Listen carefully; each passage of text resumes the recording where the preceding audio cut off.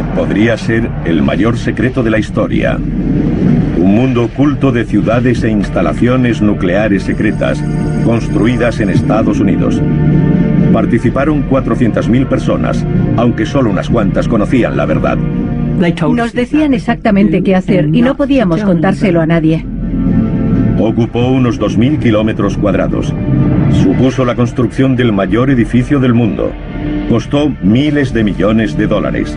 Y todos esos recursos estaban destinados a un solo objetivo: poner fin a la Segunda Guerra Mundial mediante la construcción de la primera bomba atómica.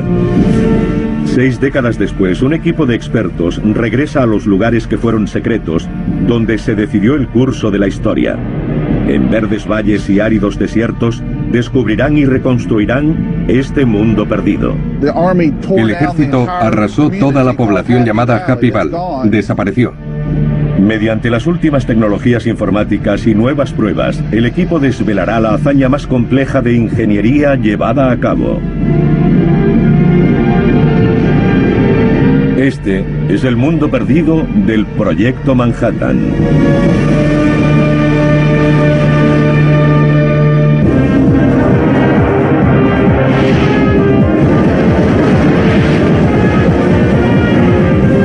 Mundos perdidos, las ciudades secretas de la bomba.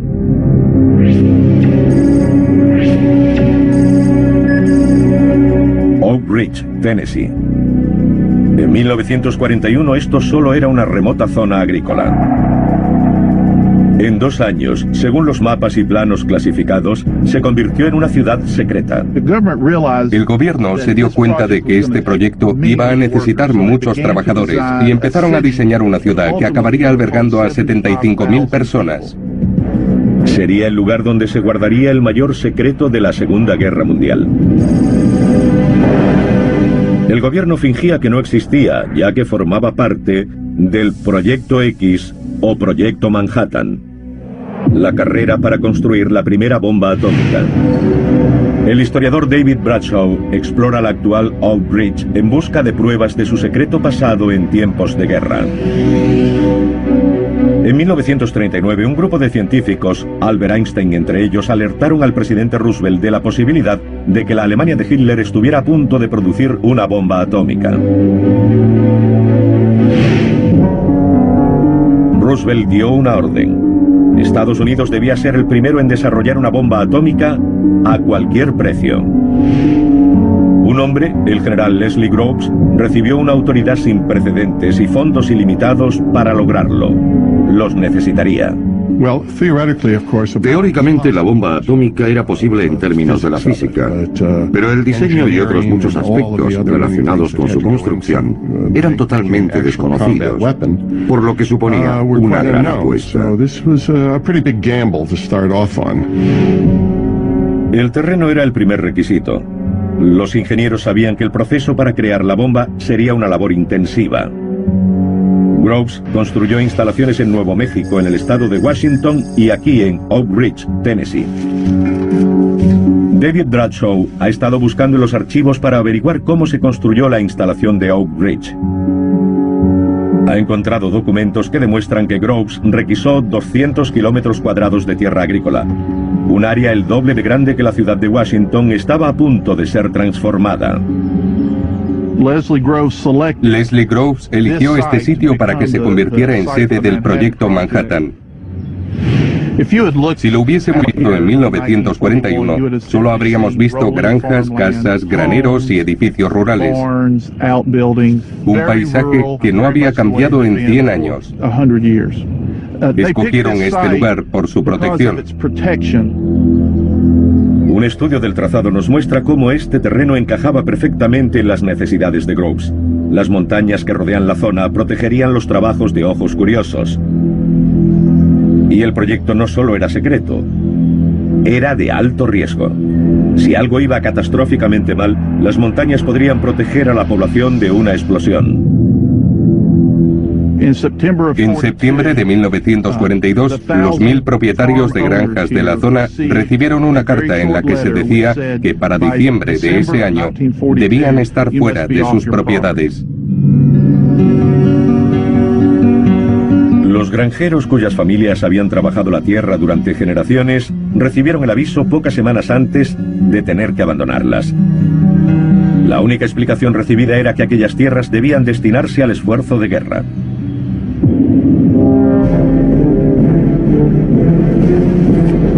Cuando la zona quedó despejada, la primera prioridad fue la seguridad. Probablemente uno de los primeros edificios de seguridad construidos fue este, y creo que es el único original que se conserva. Estas altas torres se construyeron para mantener el sitio bajo vigilancia constante. Estaba tan controlado como una prisión de máxima seguridad. Seguramente se accedía mediante una escalera en espiral. Hay puestos de ametralladoras y focos sobre nosotros. Ninguno de los árboles de esta loma estaría aquí, por lo que podía controlarse la zona en 360 grados. Estoy seguro de que por eso escogieron este punto. Mediante sus investigaciones, David Bradshaw ha sido capaz de descubrir detalles de la seguridad de Oak Ridge. El lugar estaba custodiado y el acceso era restringido. Nadie entraba sin autorización y el tráfico pasaba por 7 puestos de control.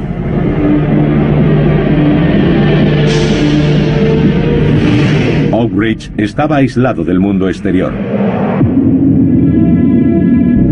Durante los 3 años siguientes, ningún lugar de Estados Unidos sería más importante, más protegido, ni más secreto.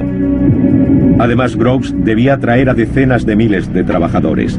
Debía construir rápidamente una ciudad partiendo de cero. Se encargó la tarea a una empresa privada. El objetivo inicial, como muestran estos planos, era crear hogares para 13.000 personas. Científicos, ingenieros, los trabajadores de la construcción y empleados. Esta nueva comunidad necesitaría tiendas, hospitales, colegios para los niños. Y en el apogeo del proyecto, 75.000 personas tendrían que vivir aquí. Una investigación de los restos de la ciudad secreta de Oak Ridge nos ofrece pistas de la increíble velocidad a la que se construyó. Estas son algunas de las primeras casas de Oak Ridge. Son edificios de apartamentos que seguramente se terminaron en agosto de 1943, construidos rápidamente. Para estas viviendas debieron ponerse primero los cimientos para luego colocar las estructuras. Es probable que construyeran una docena de casas al día. Luego entraban en acción los fontaneros y los electricistas. Las casas quedaban listas a un ritmo de 1 a la hora, como si fuera una cadena de producción. Se construyeron para que duraran unos 10 años y 60 años después siguen en pie. Esta nueva ciudad sería un modelo de uniformidad suburbana. Lo que distinguía a Oak Ridge era su misión secreta de construir la bomba. El siguiente reto del ejército sería atraer a trabajadores, para lo que redactaron este documento.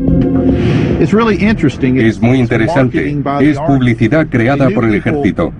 Sabían que la gente no querría verse obligada a trabajar en Oak Ridge. Era mejor atraerla, y para ello prepararon este documento. Habla de cómo serían sus casas, los medios de transporte, las tiendas, los supermercados y los cines. El documento es fantástico y muestra los diferentes tipos de casa, además de sus alquileres. Las de tipo A costaban $38 al mes con todos los servicios incluidos, recogida de basura y cuanto pudieran desear. A partir de estas pruebas, David Bradshaw ha creado una imagen de cómo debía ser este lugar. En pocos meses se disponía de 10.000 casas familiares, 90 edificios de apartamentos y más de 5.000 caravanas para acomodar a miles de personas. Los primeros trabajadores se mudaron el 27 de julio de 1943. Llegaron a miles de todas partes de Estados Unidos, respondiendo a la oferta laboral para unirse al esfuerzo de guerra. Cuando me entrevistaron dije que me interesaba cualquier tipo de trabajo de guerra y me dijeron, este es de gran importancia. Pregunté dónde iba a trabajar y me respondieron que no podían decírmelo, que era secreto. Pregunté qué tendré que hacer y me contestaron, no podemos decírselo, eso también es secreto. Recuerdo que cuando llegamos nos detuvieron en la valla y registraron el coche. Daba miedo.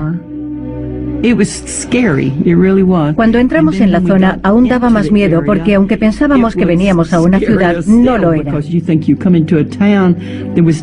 Solo había caravanas, filas y filas de caravanas, barracones y mucho barro. Y se suponía que no debíamos hacer preguntas.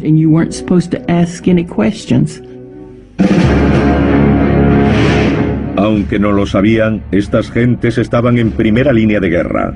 El secreto dominaba sus vidas. Había muchos carteles en los que decía: todo lo que vean y oigan aquí, déjenlo aquí cuando se marchen. Sabíamos que si descubríamos algo, no podíamos contarlo.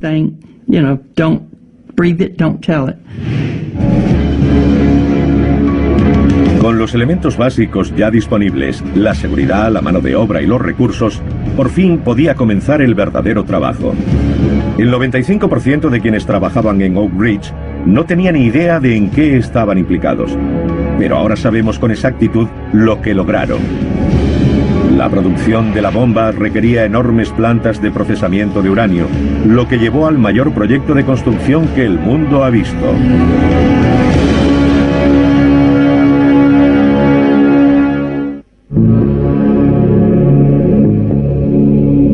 Como parte del proyecto Manhattan, el ejército estadounidense edificó una base secreta en Oak Ridge, Tennessee, durante la Segunda Guerra Mundial.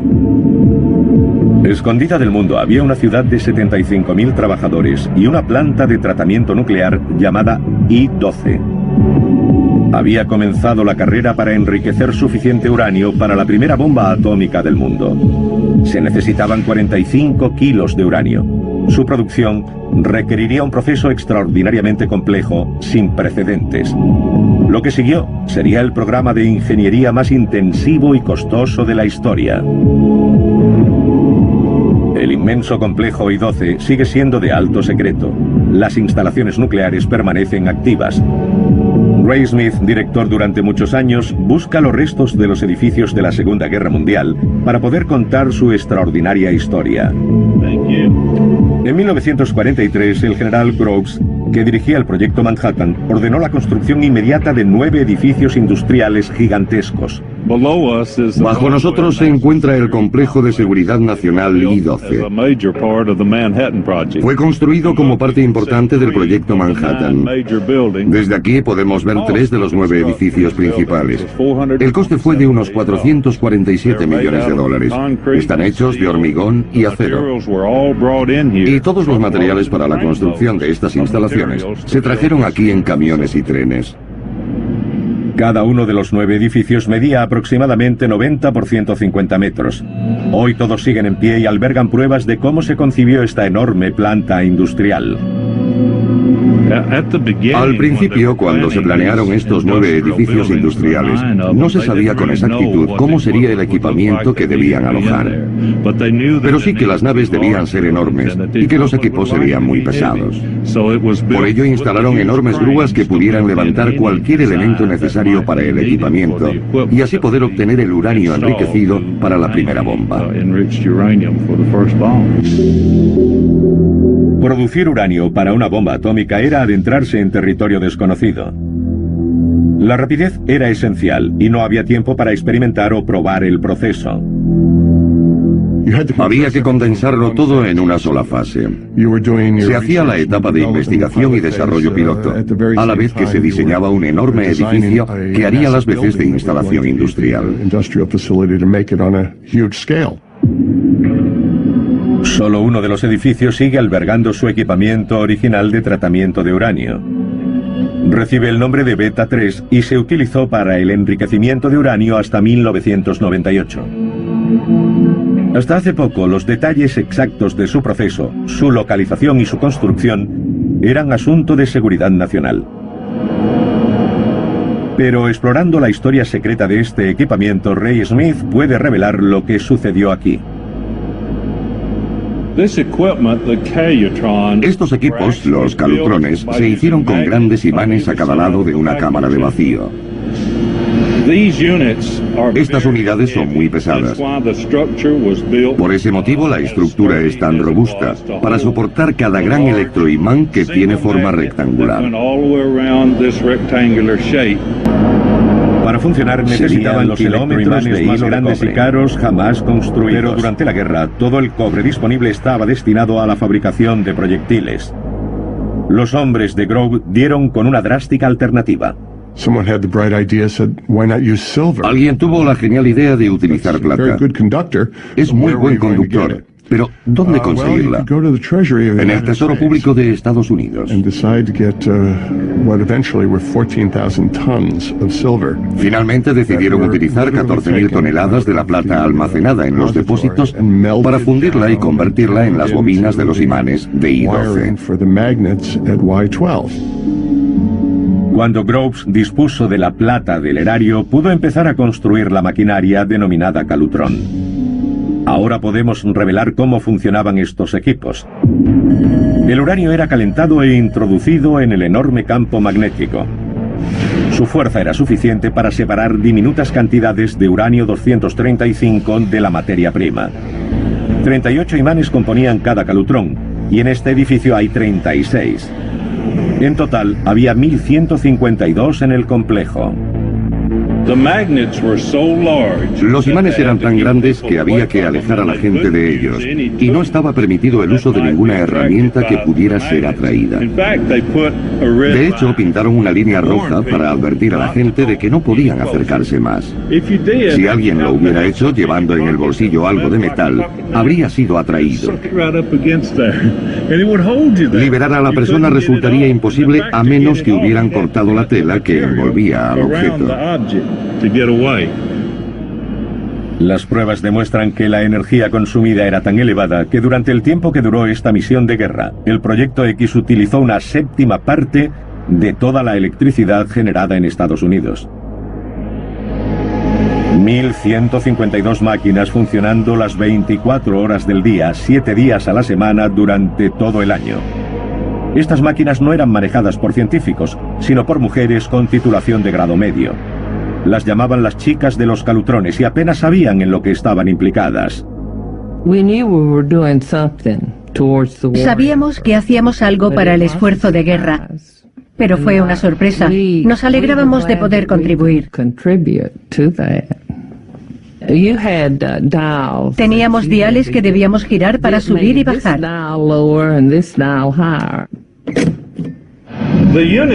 Se sentaban delante de las unidades que controlaban y giraban estos mandos cuando era necesario. En realidad eran reostatos que servían para cambiar la corriente de los imanes de los calutrones.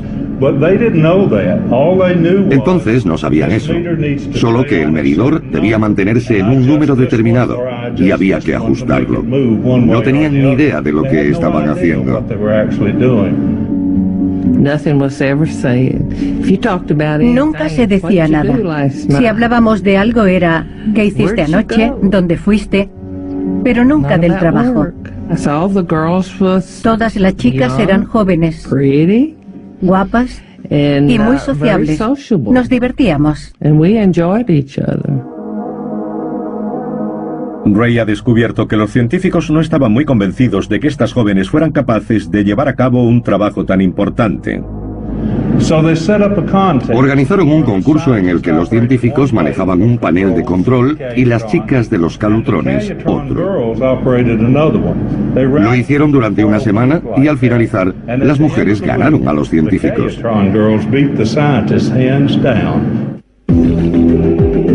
2.000 mujeres trabajaron por turnos durante 6 meses, pero el proceso resultó ser tan ineficaz que solo se produjeron 3 kilos de uranio 235. El tiempo se agotaba. Si querían lograr su objetivo, necesitarían sumar otra nueva planta al Proyecto X. Y eso requeriría la construcción del mayor edificio del mundo.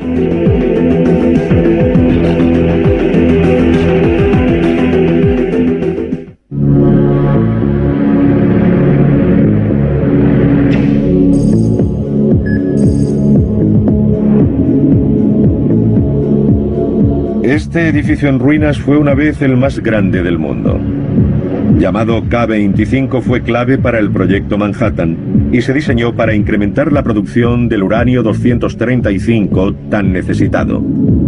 Actualmente es inaccesible debido a su alto grado de contaminación. Pero nuestros expertos descubrirán el aspecto que tenía y encontrarán pistas de la comunidad que trabajó para construirlo. 1943. Las fuerzas estadounidenses luchan contra los japoneses por el control del Pacífico. La necesidad de desarrollar la bomba atómica es mayor que nunca. Si quieren producir los 45 kilos necesarios, los científicos han de encontrar nuevas formas de obtener el uranio 235. La solución fue un nuevo tipo de planta de enriquecimiento. Si construir la ciudad de Oak Ridge y la enorme instalación electromagnética había minado los recursos, esta nueva fase supondría un reto aún mayor. Autorizaron la construcción de una planta de difusión gaseosa. El desafío de ingeniería era mucho mayor. En realidad fue una gran apuesta por parte de la gente del general Groves. Para conseguirlo tendrían que construir el mayor edificio del mundo. Eligieron este lugar a unos 20 kilómetros de la ciudad secreta de Oak Ridge. Solo la primera capa de hormigón podría cubrir un área de 150.000 metros cúbicos. Se necesitaron varias empresas para el suministro de los millares de toneladas de material requeridos. Hicieron falta miles de obreros. El historiador David Bradshaw está convencido de que fueron alojados cerca, pero actualmente no queda nada de ese enorme asentamiento. El ejército construyó una población al otro lado de la carretera, a la que sus residentes llamaron Happy Valley. Era de carácter temporal, pero tenía un colegio, un cine, una sala recreativa y tiendas. Cuando terminó la guerra, el ejército derribó toda la población. Algunos edificios fueron levantados sobre cimientos que creemos que aún deben seguir ahí. Vamos a ver si podemos encontrar algunas pistas de la comunidad llamada Happy Valley. Happy Valley se construyó en 1943 y David calcula que albergó a unas 15.000 personas. La formaban filas y filas de caravanas. A pesar del hecho de que este lugar está ahora abandonado y lleno de maleza, las pistas del aspecto que debió tener están por todas partes. Creo que por aquí hay una boca de incendios, en medio de los árboles. Por supuesto, hace 60 años no había árboles, y seguramente estaba en medio de una bulliciosa ciudad llamada Happy Valley. En realidad, a pesar del bosque, por todas partes se pueden ver restos de los miles de personas que vivieron aquí. Por donde iban las carreteras, el suelo sigue estando liso. Hay restos de alcantarillado y tuberías de agua por todo el lugar. Creo que esto es un poste telefónico. Probablemente daba servicio a una instalación, y estos podrían ser sus cimientos. Parece una estructura permanente.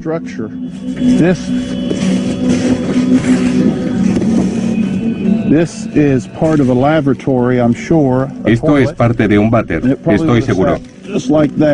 Y es probable que encajara encima.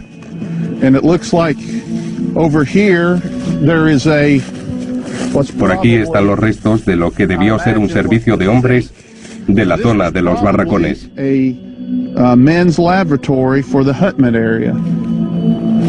Usando las pruebas encontradas y los planos originales de construcción, David ha sido capaz de volver a dar vida al asentamiento temporal de Happy Valley.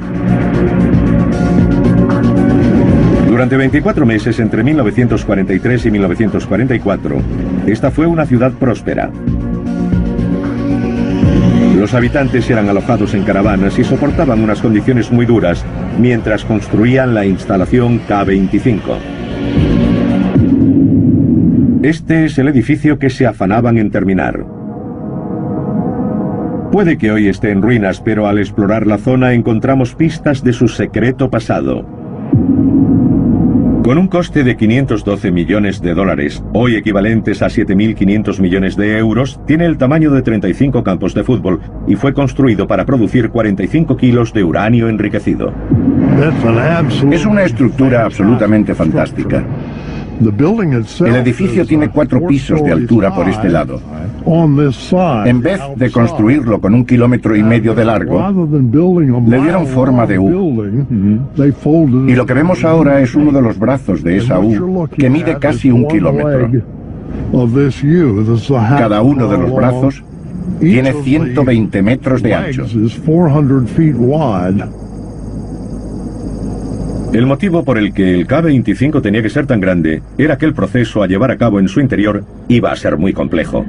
La difusión gaseosa funciona mediante la filtración del uranio 238 en forma de gas para producir el uranio 235. Es tan ineficiente que el proceso tuvo que repetirse varios miles de veces. Pero era tan desesperada la urgencia por conseguir el uranio enriquecido para la bomba que ningún obstáculo fue demasiado grande. Era y sigue siendo el mayor edificio construido para el proyecto Manhattan. La reliquia más grande aún en pie. Y mientras hablamos, está en proceso de ser demolido. Actualmente el K-25 se encuentra en zona prohibida. Pero mediante los planos originales y testimonios, podemos revelar el aspecto que tenía cuando fue acabado en 1944. Una serie de documentos indican que ocupaba 185.000 metros cuadrados, 800 metros de largo por 300 de ancho. Albergaba 1.200 kilómetros de tuberías de cobre, 6.000 kilómetros de cables eléctricos y la cantidad de agua utilizada en el proceso habría abastecido a una ciudad de 5 millones de habitantes. Cuando comenzaron las operaciones del K-25, fue necesario un equipo de 12.000 personas, solo para sellar las filtraciones de las tuberías, que debían ser completamente herméticas. Mi trabajo era encontrar las fugas de las tuberías que venían por encima y llegaban a mi sitio. Cuando descubríamos un escape, lo marcábamos y posteriormente retiraban el tramo de tubería para soldarlo. Así todo el día. Nos preguntábamos para qué servían, porque había tuberías de todo tipo, grandes, pequeñas, retorcidas, todo tipo de conductos. Y por supuesto, la seguridad era tan estricta como siempre. Esta es la placa identificativa que utilizaba en K-25. Podía ir al baño, a la cafetería y a mi centro de trabajo, pero a ningún sitio más. Tras un enorme esfuerzo, el K-25 empezó a producir el uranio enriquecido necesitado, que permitiría al Proyecto X cumplir su objetivo en la carrera para construir la bomba. En julio de 1944, en un viaje de 3.200 kilómetros, un guardia armado llevó la primera muestra de uranio desde Oak Ridge a Nuevo México, donde algunos de los mejores científicos del mundo esperaban para trabajar con ella. La bomba sería montada, probada y construida en los edificios de otra ciudad secreta. El lugar sigue siendo de alto secreto incluso hoy. Es el Laboratorio de los Álamos.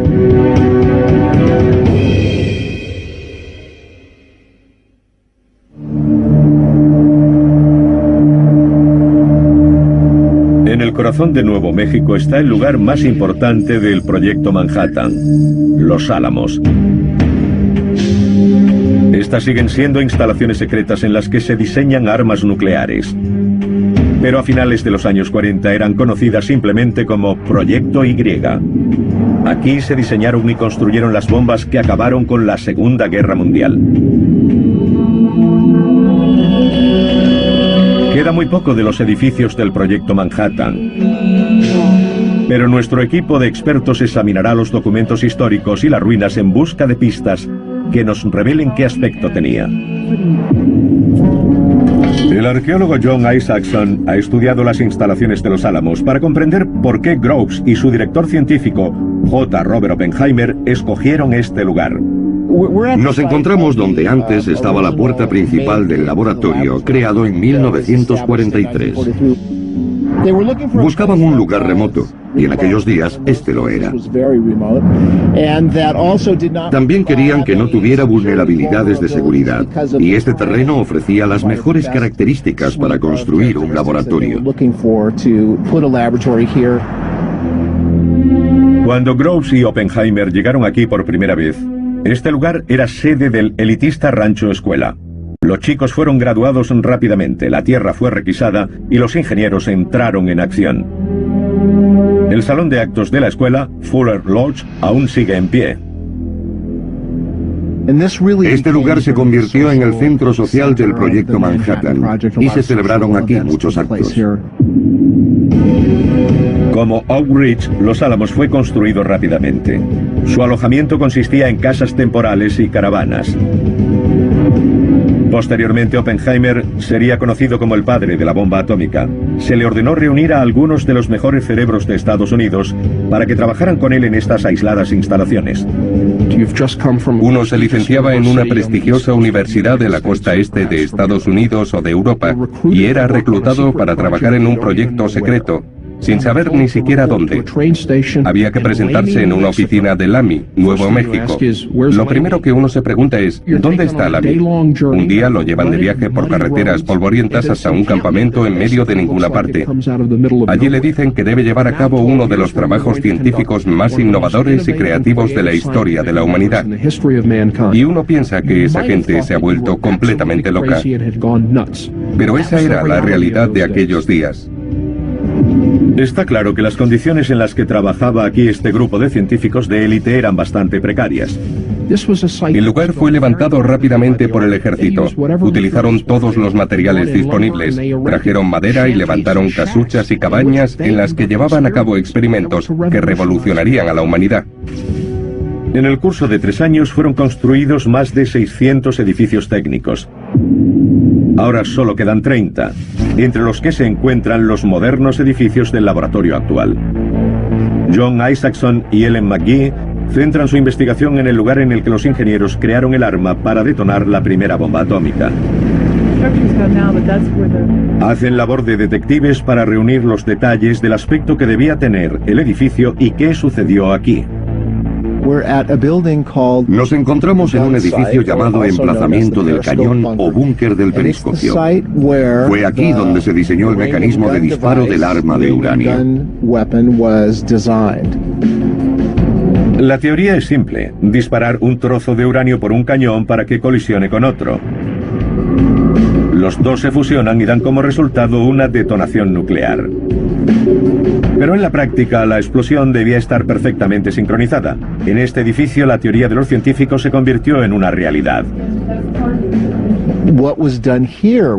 Lo que se hacía aquí era crear la balística, controlar la velocidad de los proyectiles que se disparaban dentro de la bomba para montar el arma con éxito antes de que explotara. Estudiando los planos, nuestros expertos han descubierto que esta estructura soportaba una torre que hacía las veces de periscopio. Este dispositivo habría permitido a los científicos observar y registrar cada disparo, protegidos de la metralla en el edificio inferior. Estamos bastante seguros de que el interior de la torre periscopio era hermético a la luz, así que podrían usarla para tomar fotografías de las pruebas que llevaban a cabo. La presencia de estos tornillos indica dónde estaban anclados al suelo los potentes cañones navales. Los proyectiles eran disparados en el campo de visión del periscopio. Creemos que en esta zona se encontraban los cañones. Desde aquí podían disparar sin ningún obstáculo entre las armas y el edificio del periscopio, que se encontraba un poco al norte. Con sus descubrimientos, los expertos pueden dar vida a este mundo perdido. El emplazamiento de los cañones y el periscopio se construyeron de forma que quedaban ocultos por el paisaje y el búnker fue cubierto con una capa de tierra de casi 1 metro. El cañón naval situado frente al búnker dispararía el proyectil. Cámaras de alta velocidad montadas en el periscopio permitirían a los científicos calibrar la velocidad y la potencia de la explosión. Disparan las armas para medir con precisión y detalle la velocidad de los proyectiles, el tiempo que pasa desde el momento de ignición de la carga hasta que el proyectil empieza a moverse. Estos pequeños detalles eran muy importantes para asegurar la posibilidad de añadir la masa crítica necesaria para desencadenar la reacción nuclear. Las pruebas dieron a los ingenieros la información que necesitaban para construir una bomba que funcionara. Entonces, un nuevo descubrimiento científico les dio la posibilidad de hacer una bomba a partir de una sustancia nueva, el plutonio, que resultaría ser mucho más destructiva que la de uranio. Esta bomba requeriría la construcción de unas instalaciones totalmente nuevas y supondría para los ingenieros de Los Álamos un reto aún mayor.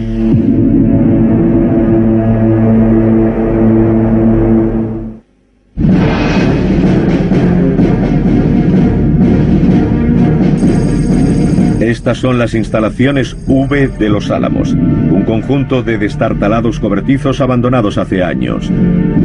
Nuestros investigadores han llegado hasta aquí porque fue en estos edificios donde se llevaron a cabo algunos de los experimentos más peligrosos del proyecto Manhattan. Estudiando nuevas pruebas, es posible recrear el aspecto que tenía este mundo perdido y lo que sucedió aquí. En 1944 una bomba atómica de uranio estaba casi a punto. Pero los científicos de Los Álamos se encontraban con una nueva posibilidad: crear otra mucho más destructiva con un tipo diferente de combustible. Se descubrió un nuevo material, el plutonio. Y los científicos hicieron los cálculos necesarios para darse cuenta de que el plutonio crearía una bomba mucho mejor que el uranio. Aquello dio pie a una nueva carrera. Todo un complejo de edificios fue construido en Los Álamos. Esta zona recibe el nombre de instalaciones V. Durante la guerra se llamó Área Técnica 25. En 1944 convirtieron todo esto en una zona de máxima seguridad para trabajar en el mecanismo de implosión. Los ingenieros se adentraban en territorio desconocido, pero sabían que lo que pretendían era extremadamente peligroso y que requeriría la investigación de nuevos tipos de explosivos.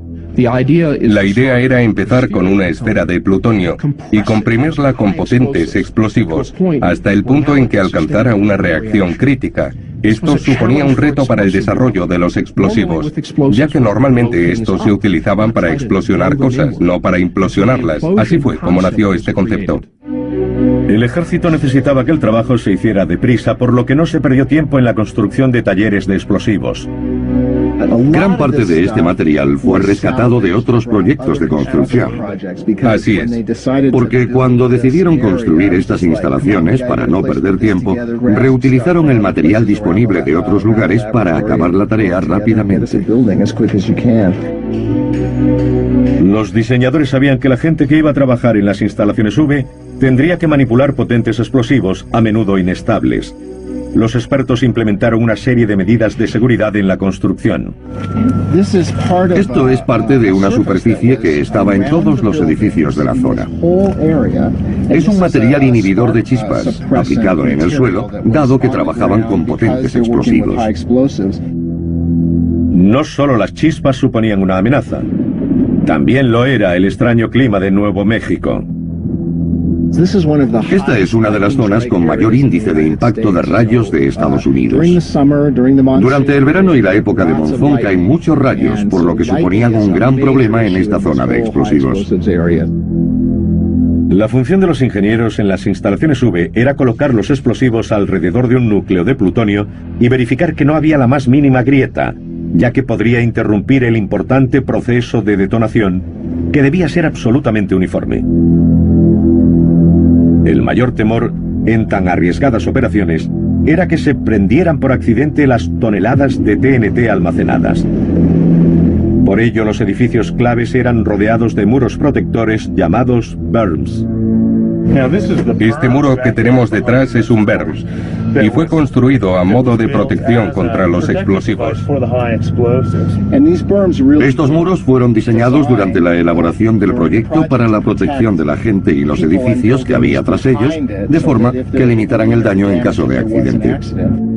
Basándose en los planos originales y las nuevas pruebas encontradas en el lugar, nuestros expertos han averiguado cómo funcionaban estos muros. Cerca de cada taller se levantaba un muro de 3,5 metros de altura, se fijaba con barras de metal que absorbían los impactos y se rellenaba de tierra. En caso de explosión, no habría habido forma de salvar a la gente del interior. El propósito de estos muros era proteger el área circundante. Los ingenieros destinados a los talleres para montar las cargas explosivas eran conscientes del riesgo que corrían. Uno de ellos era George Kistiakowsky. Una vez le preguntaron a Kistiakowsky si no le daba miedo que al perforar esos potentes explosivos y verter los explosivos líquidos no estallaran. Y él contestó, si eso hubiera ocurrido nunca lo habría sabido. No se preocupaba mucho de eso. Creo que la actitud, dado el nivel de riesgo, era de aceptación porque estaban en guerra. En mayo de 1945, 2 bombas de implosión habían sido armadas con éxito. Los ingenieros convencieron a los militares para que les dejaran probar sus preciados artefactos. Pero había un gran problema. Si las pruebas fallaban, el plutonio sería desperdiciado. Ellen McGee ha estado estudiando este extraño depósito de hormigón, que ha resultado ser un dispositivo para recuperar el preciado uranio. Les preocupaba que al hacer la prueba, los explosivos convencionales detonaran, pero no se produjera una reacción nuclear, y que casi todo el suministro mundial de plutonio fuera desperdiciado.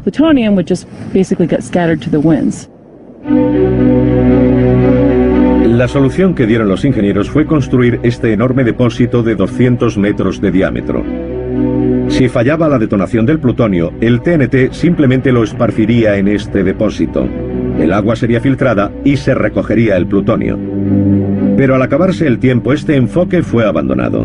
Los ingenieros decidieron llevar a cabo las pruebas sin recuperar el plutonio si éstas fallaban. La primera prueba de una bomba atómica tuvo lugar el 16 de julio de 1945 en una enorme área desértica a unos 300 kilómetros al sur de Los Álamos, llamada Alamogordo.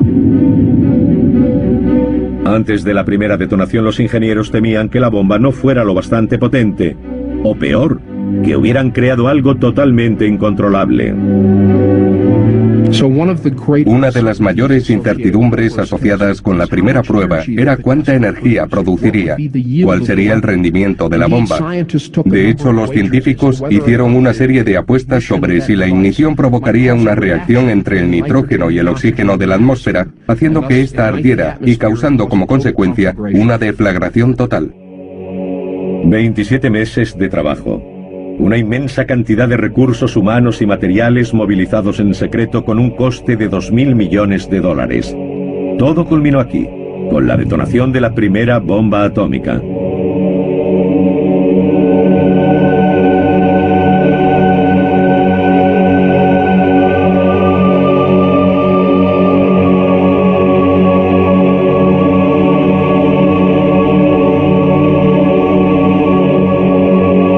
La población local informó de un destello cegador visible en un radio de 250 kilómetros y audible en 320 kilómetros a la redonda. De antemano se había preparado una nota de prensa en la que se aclaraba que un depósito de munición había estallado y que eso había provocado el resplandor del atardecer del 16 de julio. Se publicó en todas partes y supongo que la gente aceptó la explicación difundida por los periódicos. Muy pocos testigos se dieron cuenta de que habían presenciado algo que cambiaría el curso de la historia.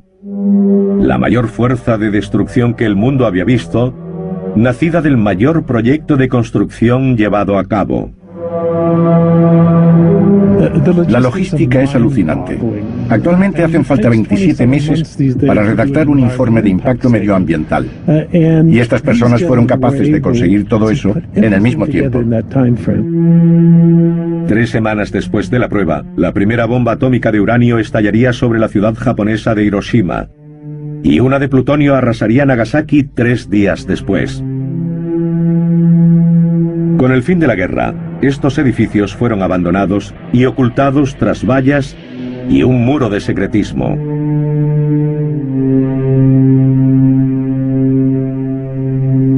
Comunidades enteras como Happy Valley desaparecieron para siempre.